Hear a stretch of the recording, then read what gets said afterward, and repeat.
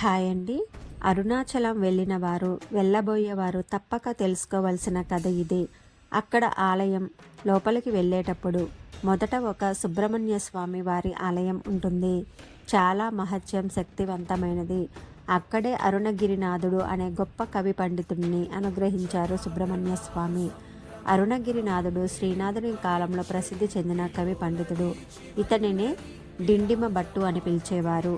యవ్వనంలో చెడు వ్యసనాలకు బానిసై తీవ్ర రోగగ్రస్తుడై చెడు వ్యసనాలకు బానిసై కుటుంబంచే వెలివేయబడి ఒకసారి ఆయన తీవ్ర విచారగ్రస్తుడై ఉంటే ఒక సాధువు దైవ ప్రార్థన చేసుకో, ఆయన కృపకు పాత్రుడివిగా అని చెప్పాడు. అలా చెప్పింది కూడా సాక్షాత్తు అరుణాచలేశ్వరుడు అంటారు.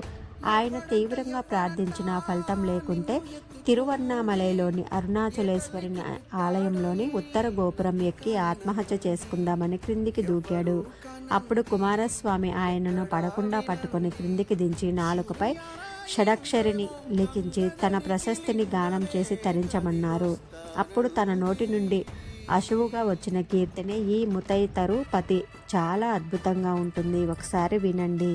అది జరిగిన ఆ ప్రదేశం సుబ్రహ్మణ్యేశ్వర కోవిలుగా అరుణాచలేశ్వర ఆలయంలో ఉంది. ఇప్పటికీ అరుణాచలం వెళ్ళినప్పుడు లోపలికి వెళుతుండగా ఎడమ ప్రక్కన సుబ్రహ్మణ్యేశ్వర స్వామి వారి ఆలయం దర్శించవచ్చు. శరవణ భవ. కంటెంట్ నచ్చితే మన ఛానల్ సబ్స్క్రైబ్ చేసుకొని వీడియోస్ అన్నీ లైక్ చేయండి. ఓం నమః శివాయ. శరవణ భవ.